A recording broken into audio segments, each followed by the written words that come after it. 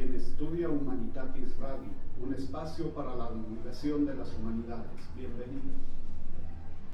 Hola, muy buenas tardes a todos quienes nos sintonizan a través de www.radiomorir.com y quienes nos ven y escuchan en la transmisión en vivo en Estudio Humanitatis Radio. Les damos la más cordial bienvenida, una nueva emisión. Alejandro Gómez, buenas tardes. ¿Qué tal, profesor? Buenas tardes. Sean bienvenidos todos a esta nueva emisión de Estudio Humanitatis Radio. Hoy muy especial porque ayer tuvimos una celebración, una conmemoración más del Día Internacional de la Filosofía. Y bueno, fue un evento muy bonito, el de Filosofía y Música en el Push.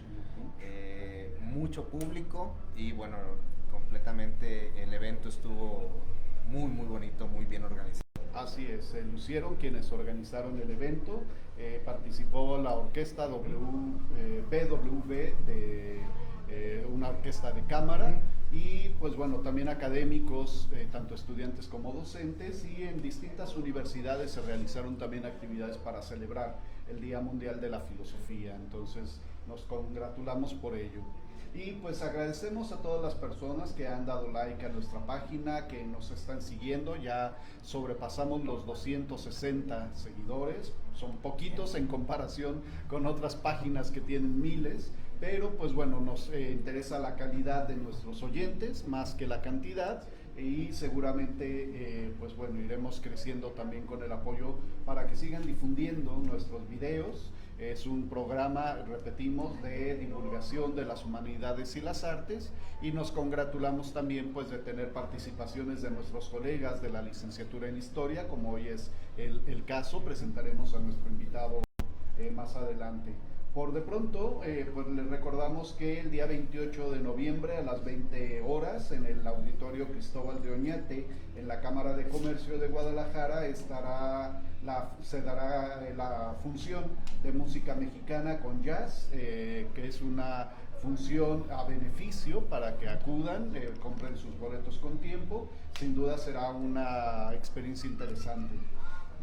También está también la cartelera de exposiciones temporales del Museo del Exconvento del Carmen. Ya tuve la oportunidad de revisarla, hay muy buenas exposiciones, y hay una muy interesante que se titula Lumbre Ilustradoras de México.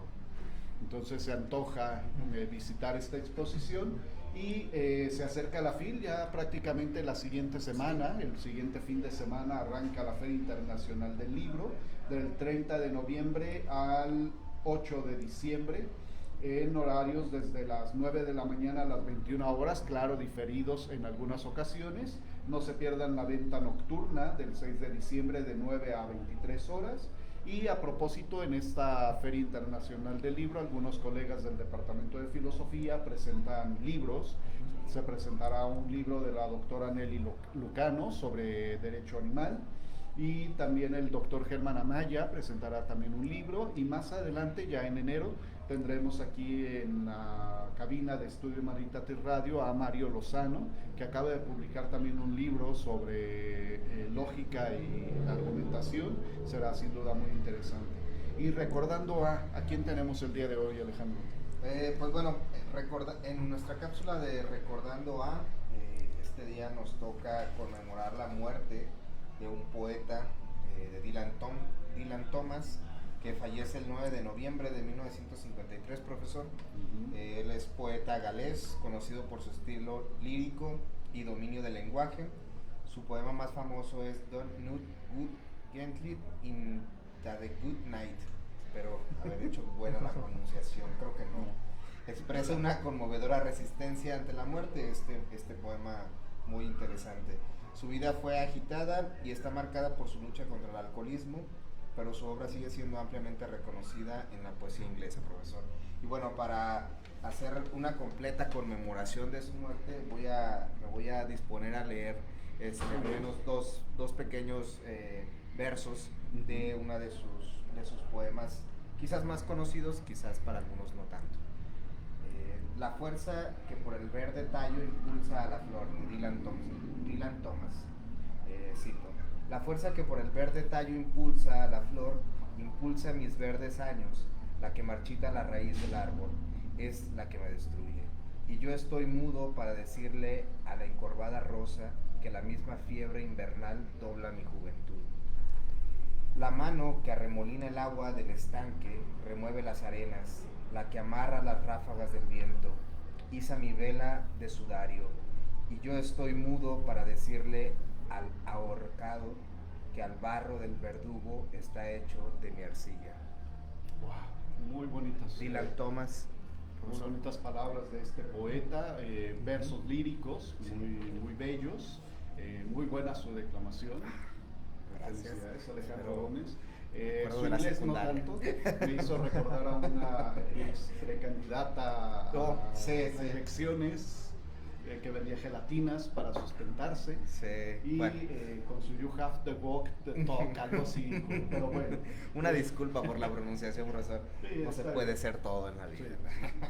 No se puede ser Bueno, poeta y buen pronunciador. sí, ese fue nuestro recordando a del día de hoy, profesor. Y yo creo que valdría la pena revisar qué nos tocaría digamos que por cuestiones de la FIL, quizás tener a lo mejor algunos poemas de algunos poetas españoles, por ejemplo, que es el país invitado de este año. Sí, no sé. pues podemos cerrar precisamente noviembre, nuestras emisiones de noviembre, con fragmentos de poetas españoles clásicos, claro, como Antonio Machado, por ejemplo, Lope de Vega, y algunos de los contemporáneos también. García Lorca, quizás también, que es uno de los poetas que más me gusta. Muy bien. Bueno, profesor, ¿qué tenemos? ¿Qué continuamos? ¿Ya la presentación de nuestro invitado? Así es, tenemos la presencia de Emiliano Luis Diosdado. Él es estudiante de la licenciatura en Historia de nuestro Centro Universitario de Ciencias Sociales y Humanidades de la UDG y es estudiante del Seminario Diocesano de Guadalajara en la sección de promoción vocacional. Bienvenido, Emiliano. Muchas gracias, profesor. Muchas gracias, Alex, por la invitación. Pues les recordamos que le pueden dejar sus saludos, comentarios, preguntas a nuestro invitado a través del chat en vivo de la página de Facebook, Estudio Humanitatis Radio, o también a través del chat en vivo de la plataforma de www.radiomorir.com, pero pues es más directo el chat en vivo de nuestra página de Facebook.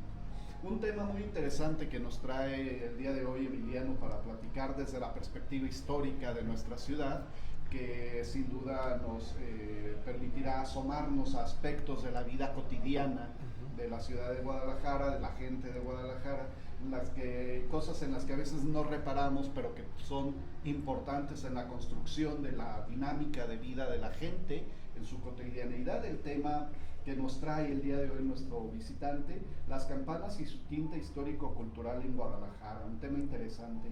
Emiliano, quisiéramos empezar preguntándole, como de manera un tanto más personal, ¿por qué el interés en este tema, en las campanas y su tinte histórico-cultural? ¿Qué lo motivó a pensar en esto como una propuesta para nuestro programa? Pues bueno, sería volviendo más bien a mi parte personal también de vida. Yo empecé por se podría decir como amor por las campanas cuando tenía los 6 años de edad. Inicié pues porque a mí lo que me interesaba cuando salía con mi familia de viaje o incluso al centro histórico eran las iglesias, y pues el sonido de las campanas era lo que más me intrigaba, era lo que más me hacía pensar de si las tocarán desde abajo o desde arriba, o si serán los mismos sacerdotes, o será gente, el sacristán, como comúnmente se hace en una iglesia parroquial. Entonces, de eso me ha motivado en mi crecimiento, tanto personal y ahorita académico, pues en hablar de este tema, ¿no? Porque es un tema específicamente aquí en la ciudad que está muy olvidado. Entonces, pues sí darle ese realce que se debe de tener, aunque mucha gente pues le agrade o no le agrade este tipo de cosas. Sí, tienen una dimensión no solamente religiosa, ¿no? El uso de las campanas, sino también social, tal vez incluso hasta simbólico, no sé si estético, eso nos lo platicará seguramente más adelantito, pero de manera general si nos pudiera hacer como una especie de reseña. No sé si tenga noticia desde cuándo se incorpora el uso de las campanas en las iglesias para convocar, para llamar a la celebración religiosa, o aquí en Guadalajara si se tiene noticia de cuándo fue que se instala la primera campana o la primera iglesia con campana. Prácticamente la campana, en cierto modo, mucha gente o muchas páginas lo dicen que ya se creaban desde el antiguo Egipto, en aquel territorio. Otras desde el poblado de Campania en Italia, gracias a un obispo que es Paulino de Nola, que pues tradicionalmente es el santo patrono de los campaneros, de una cierta manera, que se festeja en junio. Entonces, gracias a ese obispo fue que se creó la primera campana en esa localidad de Italia. Volviendo aquí a Guadalajara, en Guadalajara sabemos que hay muchas iglesias que ya tienen más de 100 años. Por ejemplo, una de las de aquí cercanas, el Sagrario Metropolitano, que es la primera parroquia de Guadalajara, es la que ya lleva más de 100 años, la que está a un costado de catedral. Entonces, de ahí surge esa primera campana. Entonces, creo que se empieza a incentivar el uso de las campanas en un ambiente religioso a partir del siglo XVI. Entonces, aquí en la ciudad, pues las campanas tienen mucho que ver en los devenires históricos y en las diferentes causas que más adelante vamos a platicar de eso. Bien, bien, excelente, Alejandro. Pues bueno, recordarles, estamos charlando con Emiliano Luis Diosdado, estamos charlando sobre las campanas y sus tintes históricos en Guadalajara. Recordarles y pedirles y agradecerles también su preferencia y que nos sintonicen cada viernes, porque hemos crecido como comunidad y bueno, muchas gracias, esperemos seguir creciendo. Emiliano, a mí me gustaría preguntarte como qué aspectos de la vida social de la ciudadanía, por ejemplo, aquí en Guadalajara, están inmiscuidas las campanas, por ejemplo. Leía en algún momento que tenían que ver mucho, principalmente eran para marcar los tiempos de la liturgia, pero que después comenzaron a tener otras funciones. ¿Nos podría explicar un poco como qué funciones, al menos aquí en Guadalajara, o en general han tenido las campanas para la instauración de las iglesias? Pues yo lo que les voy a decir ahorita, yo lo aprendí en la clase de optativa de Historia de Guadalajara con el doctor Alejandro Quesada. Entonces, lo que él nos comentaba y lo que se me quedó ya grabado en la mente fue que las campanas se utilizaron cuando Hidalgo llegó aquí a Guadalajara, cuando llegó en aquel tiempo de la independencia. Entonces, cuando pues Hidalgo llegó aquí, pues quiso rehacer más cosas ante el inminente arresto que iba a sufrir Hidalgo, sus compañeros, o incluso pues el paso del ejército trigarante, o sea, el paso del ejército trigarante que pues dicen que pues se consumó la independencia pues con la entrada a la Ciudad de México, pero pues primeramente no como el devenir demográfico de las ciudades como el que conocemos ahora, más bien vendría siendo que ellos pasaron primeramente por Guadalajara, pasaron por aquí, por esta ciudad, en un ambiente muy religioso, como por ejemplo la visita de la imagen de Nuestra Señora de Zapopan, entonces, que estaba aquí en la catedral en aquel entonces, y pues se le jura como a ella como patrona de la consumación de la independencia aquí en Guadalajara, en el pueblo de San Pedro. Entonces, ese es un evento importante de que cuando había una guerra o incluso cuando llegaba correspondencia aquí a la ciudad, pues se avisaba con una campana, la campana que se le conoce como la del Correo, que está aquí en la torre de la catedral, la que da hacia la Plaza Liberación. Está escondida entre la campana que se llama San Jacobo, que es la campana que se llama a misa ordinariamente en catedral. Entonces esa campana chiquita, desde el siglo XVI, tiene mucha historia porque es la que daba la noticia de la ciudad, de noticias buenas, de noticias malas, o incluso la llegada del ferrocarril aquí a la ciudad, o la correspondencia. Otra campana histórica que se viene de ahí es la esquila, que son las campanas que giran alrededor de su propio eje, que se le conoce como la del cañonazo. Esa campana tiene una rajadura de cañón ahí en lo que es en su cuerpo de esa campana, porque tiraron cañonazos desde el Instituto Cultural Cabañas y pegó en esa campana. Entonces es una campana que ya se le quedó el nombre como la del cañonazo, aunque bueno, sabiendo que todas las campanas están dedicadas a algún santo o al santo patrono de cada comunidad parroquial. Entonces, pues esas dos campanas para mí que yo puedo resaltar de aquí de la catedral son como que las importantes. También la campana de María de la O, esa campana dedicada a la Asunción de María, así como es dedicada a la catedral, llamada el nombre de la catedral. Esa también tiene historia desde 1700, por ahí más o menos, no sé específicamente la fecha, pero se tiene ahí esa campana pues muy importante, no muy imponente, porque ya he tenido la oportunidad de estar en las torres de la catedral, entonces pues su sonido es imponente cuando hay distintas fiestas. Una curiosidad a partir de lo que acaba de decir. Entonces, ¿se suele poner nombre a las campanas o solamente en algunas iglesias es que se les pone el nombre a las campanas o por algún suceso en particular como esta que dice del cañonazo? A todas las campanas, específicamente en la iglesia católica, se les pone el nombre de algún santo. Ajá. O de algún santo patrono de la comunidad. Por ejemplo, en mi caso de mi parroquia, la campana mayor de mi parroquia está dedicada a la parroquia, a la transfiguración, al pasaje bíblico de la transfiguración en el monte Tabor. Entonces está dedicada. Hay algunos que están dedicadas que a San Mateo, que a San Juan, que la Asunción, como aquí en Catedral, porque aquí también en Catedral se tiene la esquila de la Asunción, que es el esquilón más grande de Latinoamérica, que es un esquilón que durante muchos años estuvo sin girarse porque sabemos que las campanas de la catedral tienen que ser intervenidas por el Instituto Nacional de Antropología e Historia, porque sabemos que las campanas ya también tienen un patrimonio en las iglesias, tanto ya que tienen más de 100 años. Entonces ese esquilón estuvo muchos años sin girarse. Recientemente en la romería de la Virgen de Zapopan del año pasado y en la de este año que pasó en octubre, se volvió a girar y ese sonido es imponente porque ese esquilón, o sea, pesa, pero pues es el más grande de todo el continente, entonces también tiene como que ese realce importante, porque también hay algunos esquilones de la catedral que están así parados, no se pueden girar por el estado en el que se encuentra, pues ya sea pues prácticamente los badajos o el interior de la campana o el yugo, que es donde se le puede girar, pues también si están en mal estado no se puede, para evitar cualquier tipo de accidente hacia los que están ejerciendo esta labor. Supongo entonces que ya que esas campanas que no se pueden ya mover, tampoco se les puede retirar así de buenas a primeras, ¿no? Porque supongo que por lo que nos dice que tienen un tratamiento especial por el instituto que se encarga pues de vigilar el patrimonio histórico, pues no es que cualquiera pueda llegar y vamos a darle una reparada o vamos a hacer una remoción de las campanas, ¿no?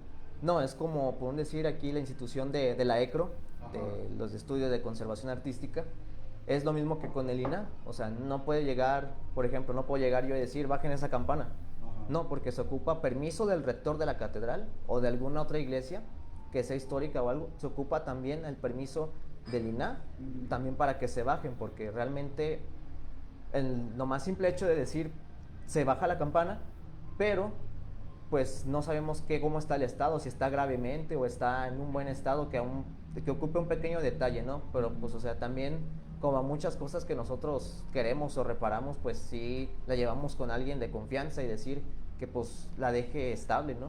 Entonces sí se ocupa de un permiso tanto del rector o del párroco de esa iglesia, no específicamente en la catedral, de cualquier parroquia puede ser, que se ocupe un permiso de parte del párroco y que el párroco mande el permiso a una institución que esté especializada en eso para que pueda venir a hacerle pues primero la revisión de rutina y ya después ver qué es lo que tiene y ya si se puede bajarla para mandarla a restaurar o si se puede quedar en ese mismo lugar y pues con el debido cuidado tanto los que pueden hacer la restauración pues restaurarla y ahí tenerle un mejor mantenimiento. Bien, bien. Antes de continuar, dos cositas. La primera de ellas, agradecemos a quienes le están dando like a esta transmisión en vivo. Ya tenemos varios likes. Muchísimas gracias. Y Diego Rodríguez le manda saludos. Dice saludos, Emiliano. Saludos, Diego. Muchas gracias.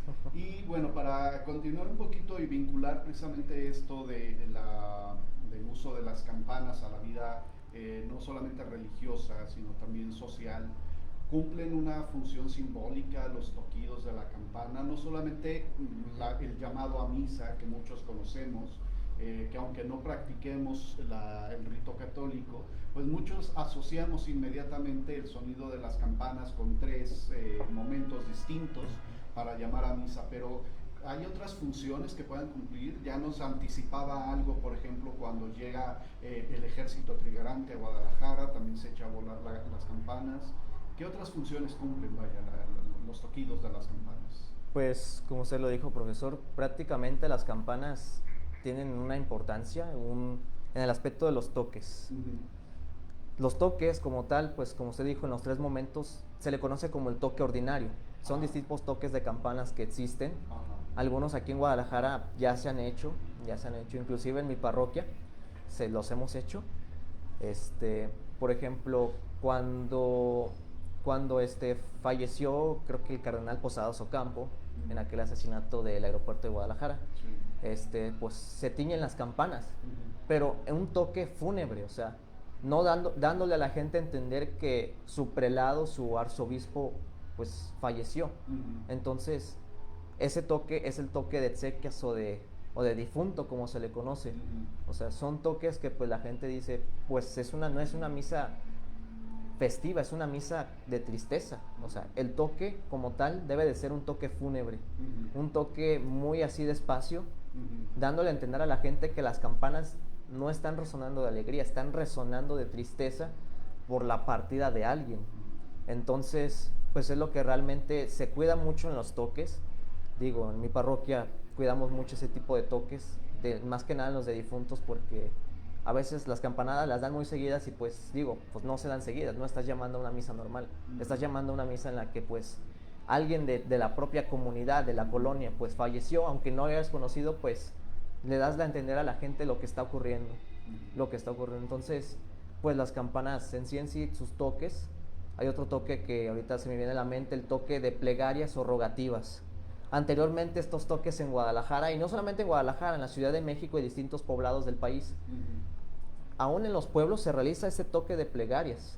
Este toque de plegarias tiene un significado en el que le imploran a Dios, ya sea, por ejemplo, por si hay sequía, por el buen temporal de lluvias, pues, por ejemplo, cuando ocurrieron las epidemias aquí en Guadalajara y todo eso, por el año de 1730 por ahí, hasta 1760, se imploraba a Dios para que cesara el hecho de las epidemias, de las enfermedades. Un caso que pues algunos conocen o algo, fue el caso de la iglesia de aquí de San Juan de Dios, que el mismo sacristán quiso llamar al toque de rogativas y le cae un rayo y lo mata. Entonces sube el mismo sacerdote, el mismo capellán de ahí de San Juan de Dios, sube a darle los santos óleos, que es el rito que se le da para perdonarle los pecados o darle la comunión a los que ya están a punto de fallecer. Pues también le cae otro rayo. Le caen a los dos también en esa torre de San Juan de Dios el mismo rayo. Entonces, aquí lo que viene también en conjunto es que también implica que en este motivo, por eso surge la visita de la Virgen de Zapopan a las parroquias de Guadalajara. Por lo que pasó en San Juan de Dios, el mismo cabildo civil le pide al cabildo eclesiástico que traigan a la imagen de la Virgen. Entonces, de ahí, de San Juan de Dios, surgen esas visitas de la Virgen, surgen ese momento que pues hasta nuestros días, por más de 290 años, todavía persiste, ya a pesar de unas guerras de reforma, de una guerra cristera, de una pandemia de COVID, de muchas enfermedades, de muchas cosas, la tradición sigue. Entonces, también en el aspecto de que el mismo obispo, creo que no recuerdo en qué momento de mi vida académica escuché algo así, creo que fue en la preparatoria, que escuché que el mismo arzobispo Pedro Loza de Pardavé, que fue el segundo arzobispo de Guadalajara, si no mal recuerdo, también él mandaba que se hicieran los toques de rogativas o toques de penitencia. ¿Por qué? Porque a veces la gente pues también, o sea, no se acercaba a la iglesia, no se acercaban aquel entonces a la iglesia. Entonces el mismo prelado hace que manden esos toques y decir pues hagan penitencia porque realmente digo, no están conforme a lo que dice pues el rito católico. Entonces también esos toques abarcan, ¿no? Y otro toque que muchos conocen, que es el repique de las campanas. El repique es un toque en el cual todas las campanas suenan al mismo tiempo, todas suenan a la par, en conjunto con la campana mayor de una iglesia, que es la campana que lidera ese toque y los repiques de las demás campanas. Por ejemplo, aquí en la catedral, pues todos los domingos, para misa de 12 del día se repican las campanas, porque es la misa que preside el señor cardenal. Y en algunas parroquias, incluyendo las mías, pues repicamos también para la misa de 12, porque es la misa dominical, como se le conoce. Y en algunas parroquias también la misa de 6 de la tarde, como misa de pueblo, como se le conocía. Entonces, ese repique de las campanas, pues, es otro toque muy, muy diverso, muy bonito, que realmente persiste aún hasta nuestros días, porque también me ha tocado tristemente que a veces gente incluso de la parroquia de donde yo pertenezco, que se queja del sonido de las campanas. Por ejemplo, nosotros, una anécdota, tuvimos el mes de julio la visita de la Virgen de Zapopan y al mismo tiempo el inicio de las fiestas patronales de ahí, de esa de mi parroquia. Y pues mucha gente se quejó porque repicamos las mañanitas muy temprano. Eran a las 7:30 de la mañana. Entonces la gente se quejó y dijo de que ¿por qué tocan las campanas o por qué esto? O sea, digo, no es de que les moleste, o sea, sino que ya es una tradición. Porque también hay veces que los propios párrocos pues también sí están en desconforme pues que se repique desde temprano, pero digo, o sea, ya es una costumbre, ya es una tradición que principalmente se den estos toques. Pues, por ejemplo, en alguna fiesta o cuando viene la imagen de la Virgen, o sea, ya es algo tradicional que se dé esos toques porque das la alegría y das la fiesta, das la continuidad de una fiesta religiosa que dejando de que sea meramente religiosa es algo cultural y algo de ocio, de diversión. Entonces, pues sí, esa vez esa gente se quejaron de nosotros porque con el párroco de ahí de mi parroquia se quejaron de que pues porque replicamos y pues el párroco de mi parroquia dijo, pues no, déjenlos, es parte de la fiesta. Bueno, pero no sé qué tan temprano sea a las 7:30, por Dios, cuando hay gente que hasta las 5:30 o más temprano todavía ya está de pie, pero pues bueno, a mucha gente le parece que es muy temprano a las 7:30. Muy interesante esto que nos comenta Emiliano acerca de estas funciones que podríamos decir simbólicas, incluso hasta semióticas, ¿no? Porque están significando un estado de ánimo al que se invita a la colectividad, a la comunidad. Eso es muy interesante. Antes de darle la palabra a Alejandro, que también le quiere hacer una pregunta o dos, yo quería preguntarle a propósito de los toques fúnebres, aquellos que invitan pues a condolerse con la persona que ha fallecido, si se estila el mismo toque para todas las iglesias de una determinada ciudad o región, o siempre y cuando sea un tono pausado, solemne, serio, sin importar el ritmo de los toques de la campana. ¿Se estila un mismo toque o no para este tipo de casos, por ejemplo? Pues algunas parroquias que yo he tenido la oportunidad de repicar sus campanas aquí en Guadalajara, pues tienen el mismo sentido, ¿no? El mismo toque de seriedad, al mismo tiempo una solemnidad y una tristeza. Entonces, yo he visto videos de otros pueblos de México que pues realmente como los pueblos tienen sus costumbres y sus tradiciones, aún así de que estén en una urbanidad grande, ellos tienen sus distintos toques. Ellos dan dos toques o tres, dependiendo si el que falleció era mujer o era hombre, o era niño. O sea, en algunos pueblos cambia los toques dependiendo si falleció un bebé, falleció un ancianito, o falleció una señora casada, o un joven. O sea, depende en algunos pueblos los toques, ¿no? O sea, y la gente por su costumbre y tradición ya sabe, falleció un joven, falleció un niño, un bebé. O sea, la gente ya sabe. Aquí en Guadalajara, pues, dependiendo las campanas que tenga cada parroquia, pues, se da el toque igual fúnebre. Ya sea un toque, después 2 toques, un toque y después 2 toques. Entonces, así lo hacemos nosotros en nuestra parroquia, porque tenemos 3 campanas. Entonces, una campana no se toca, por lo mismo de que se toca cuando es una solemnidad grande, una fiesta, pues, con el repique general de las campanas se toca. Entonces, pues, tienen el mismo toque, o sea, una solemnidad, una tristeza y un sentido pues de relevancia que le da a la gente. Seguimos invitando a nuestro público, a quienes nos siguen en Facebook y a través de www.radiomovil.com, que pues le dejen saludos, comentarios, preguntas a nuestro invitado con este tema que nos saca un poquito de nuestra esfera de lo meramente abstracto, como ha sido en los últimos días que hemos tenido muchas charlas sobre filosofía, y nos planta en una realidad cultural muy, muy interesante, muy cotidiana, que es la función social, histórica, cultural de las campanas. Alejandro. Sí, que además, profesor, es algo muy interesante por la función semiótica que ya comentaba Emiliano, y que además es algo muy, muy cercano a nosotros, ¿no? Yo vengo de un pueblo en Michoacán y recuerdo que había siempre ciertas pausas en los actos sociales inclusive, ¿no? No solamente cuando había algún acto litúrgico, sino también por ejemplo, cuando había alguna catástrofe, recuerdo que se llamaba para que regresaran todos pues fueran ahí al atrio a revisar algunos aspectos, porque siempre era como que los atrios de las parroquias grandes en los pueblos siempre es un punto de reunión para autoridades, no solamente eclesiásticas, sino también para las autoridades de gobierno, ¿no? Y siempre se ha organizado en torno a las iglesias, los pueblos. Y a mí me parece muy interesante, sobre todo estos tañidos de los actos fúnebres, porque recordaba que tenían, no sé, quizás me pueda corregir Emiliano, tenían alguna cantidad de repiques para ciertas autoridades que fallecían dentro de la organización de la iglesia. No sé si esto es correcto.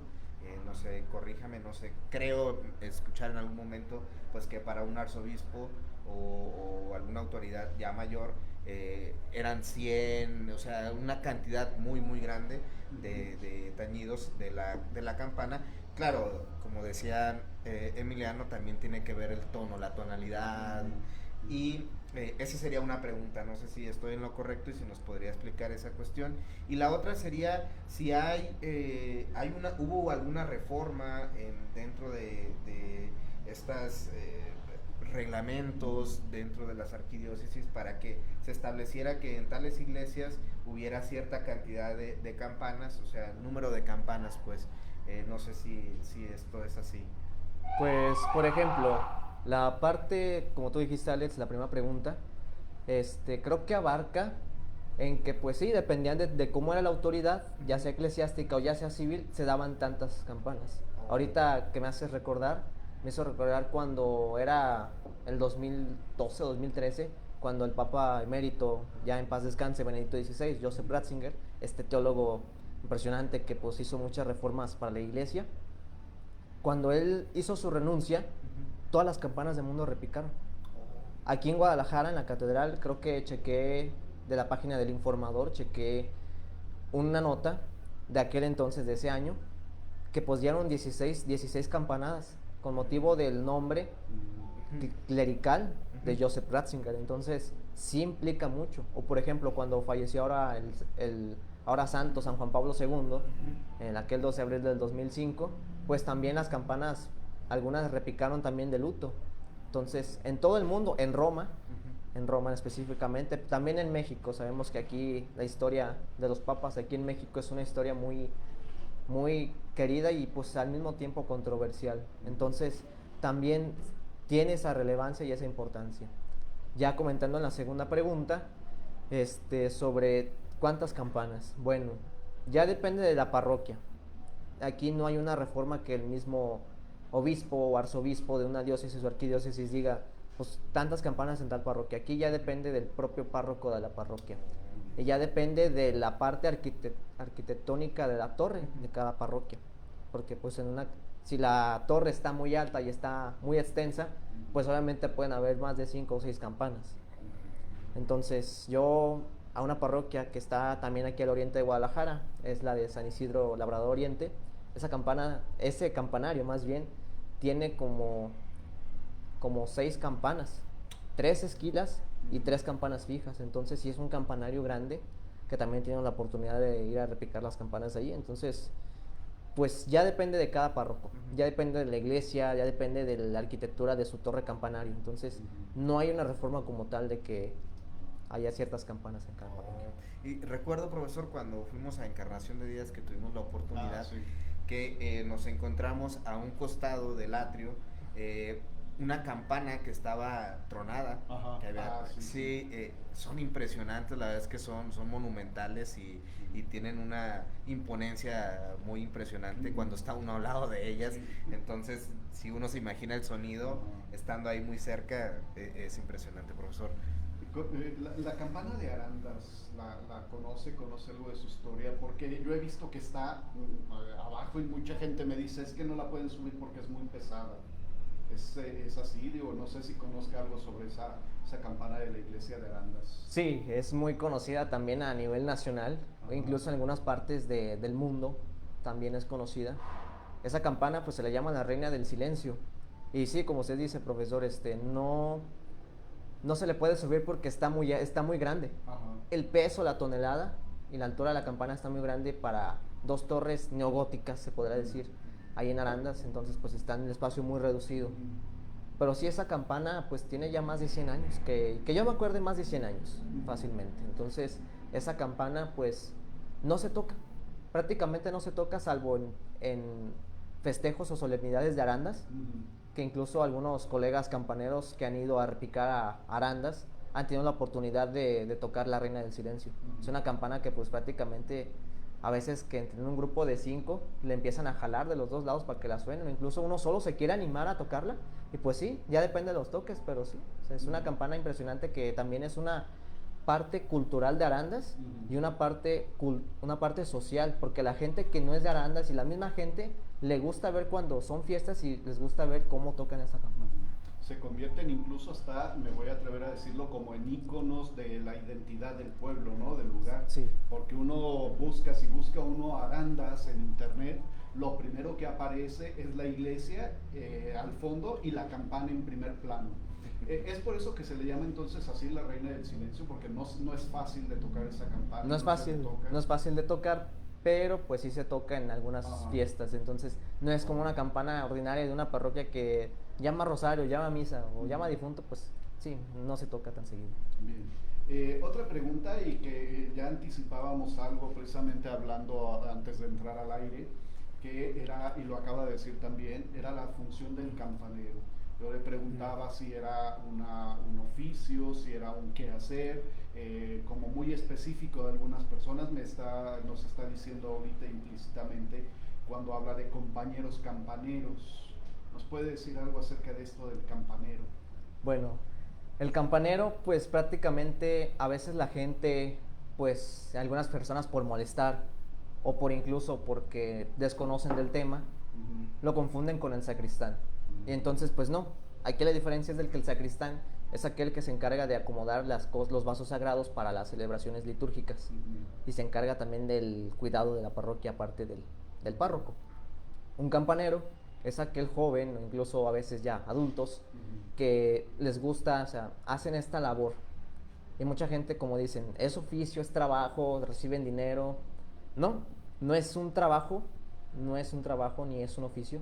Es más bien una labor, como en términos de idiomas pastorales de parroquia, un apostolado. Entonces, creo que el campanero es aquel que también está consciente de que debe salvaguardar las campanas, e incluso de quiénes tantos pueden subir, porque espero no irme un poquito muy clasista o algo de decir, pues, de que no cualquiera sube.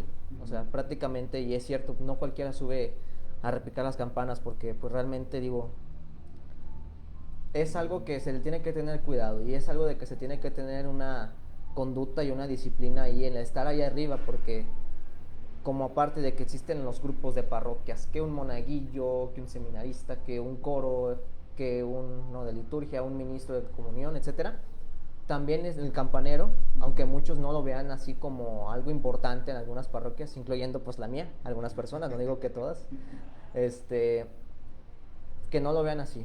Por ejemplo, en mi parroquia yo tuve a bien a crear un grupo de campaneros para incentivar estos toques desde el 2022, entonces ya lleva como más de 2 años todavía vigente ese grupo, aunque la idea surgió desde 2021, pero por pandemia no se llamaba misa por lo mismo, para evitar la aglomeración de gente.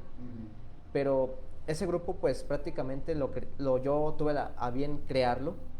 Entonces pues digo, el grupo pues somos como unos 6, 7 jóvenes, mismos de ahí de la colonia, amigos que ya de algunos de chiquillos pues ya nos conocemos. Entonces pues yo los empecé a motivar, a decir, oigan, fíjense que las campanas esto y esto y esto, no sé si se quieren animar, ¿va? Entonces así como para todo y primera vez, como dicen, pues empiezan a conocer ese ambiente. Yo de principio recuerdo cuando subí a 2 amigos míos que viven ahí por mi cuadra, por la colonia. Yo los empecé a subir y pues daban los toques mal. Yo sí al principio me empezaba pues como que a estresar, pero me ponía conciencia y decía, están emprendiendo. Así uno también empieza. Entonces poco a poco fueron detallando eso y hasta ahorita pues ya, como tal, ellos ya saben, a veces sin necesidad de que yo vaya, pues ellos ya se encargan. Entonces de que haya grupos de campaneros en la ciudad, como tal, algunas parroquias lo tienen. Algunas de mis parroquias, bueno, mi parroquia la tiene.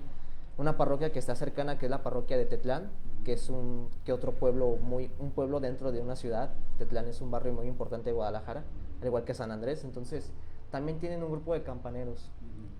O, por ejemplo, de quienes se han preguntado, o lo que nos están viendo, ¿quiénes son los que tocan en la catedral? ¿Quiénes son los que tocan aquí en el santuario?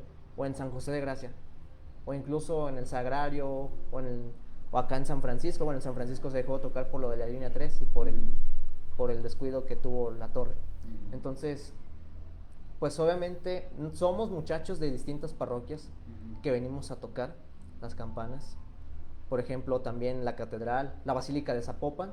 Ahorita la Basílica pues no repicamos desde 2021 porque una de las torres tiene un daño estructural que pues todavía el INAH junto con la Orden Franciscana están en revisión todavía. Perdón que le interrumpa ahí en ese punto, me ha tocado porque eventualmente pues bueno, visito ahí la Basílica de Zapopan y me platicaron precisamente algunos estudiantes de ahí que cuando se oyen las campanas en realidad son grabaciones, precisamente por esto que nos decía, ¿no? Que ya no se tocan las campanas de una torre porque está dañada, creo que por un temblor o algo así se dañó pues la estructura y más bien se pasan grabaciones de las campanas. Sí, se pasan grabaciones porque prácticamente nosotros éramos los que veníamos a repicar, ya sea para algún festejo referente a la imagen de la Virgen de Zapopan, o incluso para otras fiestas que tienen la Orden Franciscana y en la Basílica. Desde el 2021 se implementó eso de las bocinas.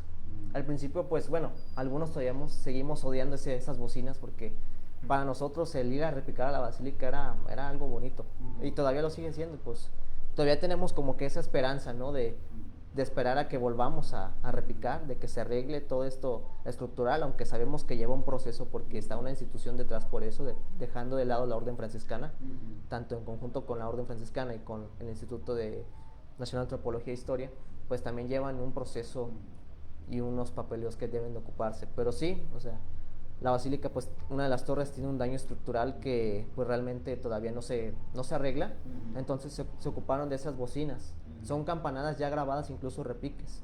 Y por ejemplo está esto de las esquilas eléctricas, que prenden, que está con un switch y le prenden con el motor y empiezan a girar solas. O sea, recientemente en octubre en la romería, pues se escucharon las esquilas eléctricas y también esas bocinas.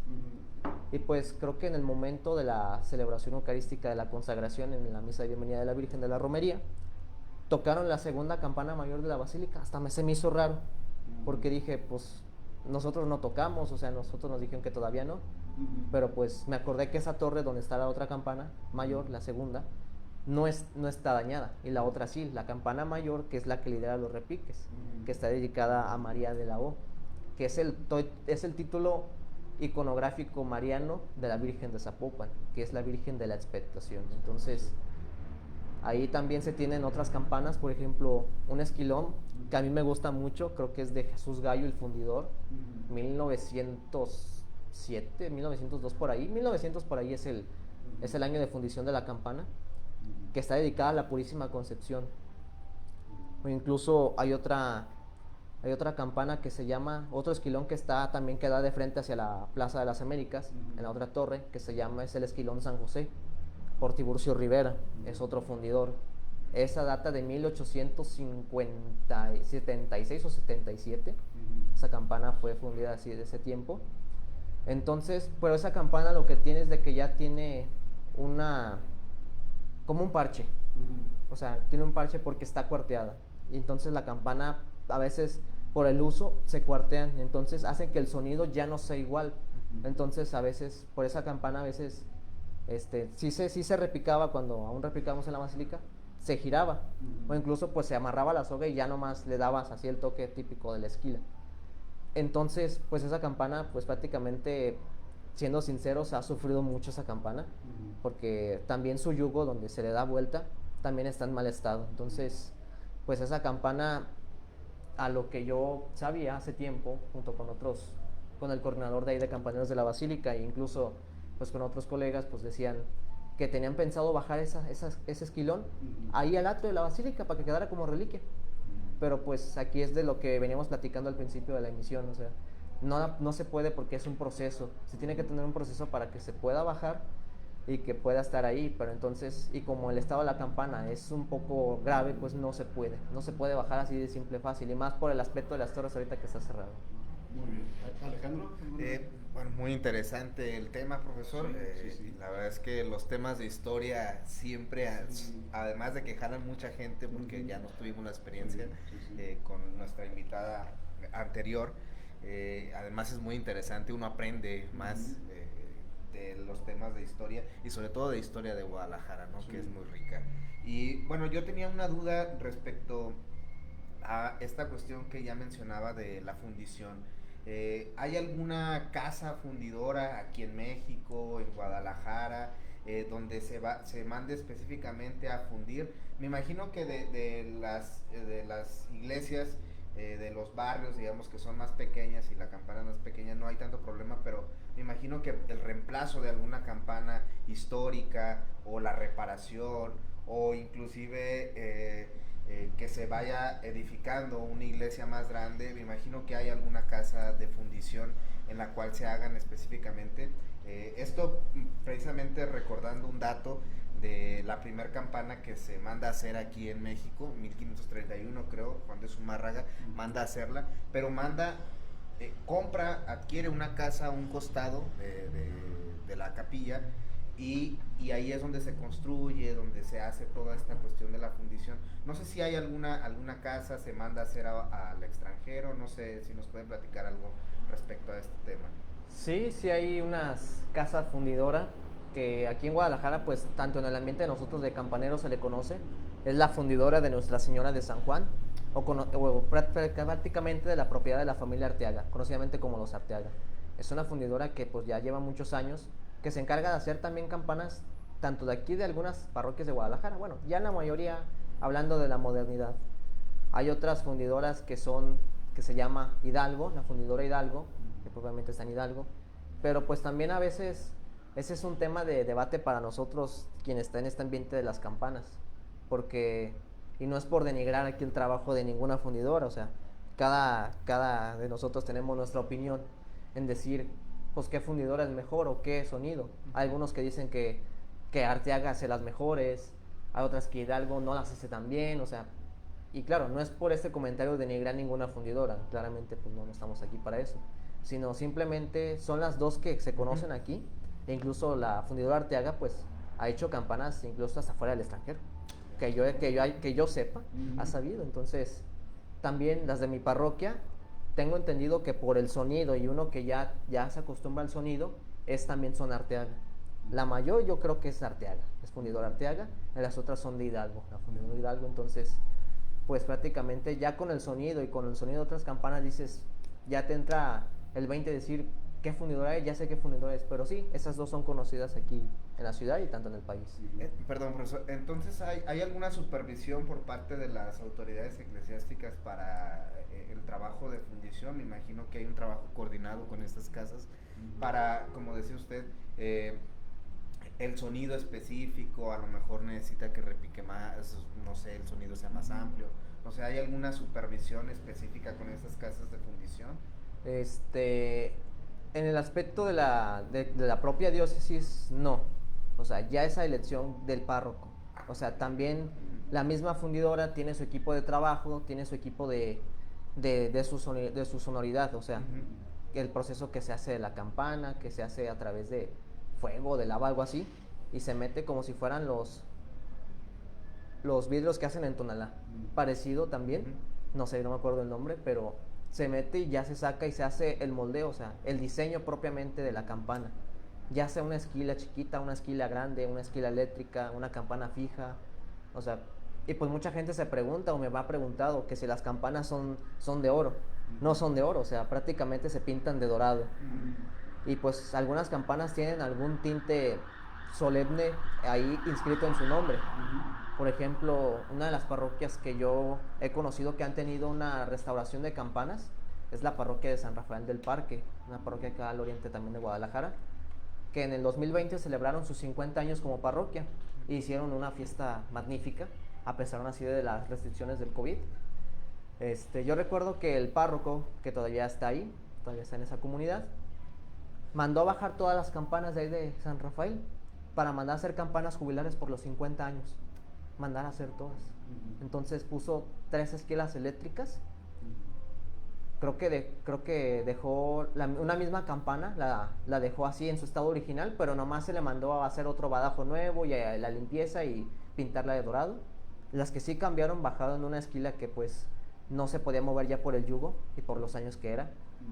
Y también la campana mediana y la campana mayor se sustituyeron esas 3 y se mandaron a hacer nuevas. Entonces el sonido es muy bonito, o sea, realmente, o sea, ese es un trabajo que recientemente, bueno, ya 4 años después de eso, se mandó a hacer ese trabajo y digo, pues es algo magnífico, ¿no? O sea, a algunas parroquias pues solamente la fundidora viene pues a que ponerle los cables, que el badajo esté a su altura, que pegue en la campana, o el cambio de badajo, ¿no? Porque el badajo también se desgasta por el uso.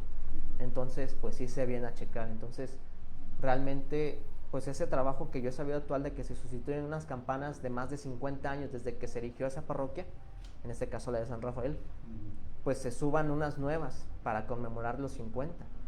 Entonces, pues, bueno, me hubiera encantado que las hubieran dejado ahí como reliquia, ¿no? Ahí en el atrio, como parte de las primeras campanas de esa comunidad, pero pues bueno, ya es elección de cada párroco.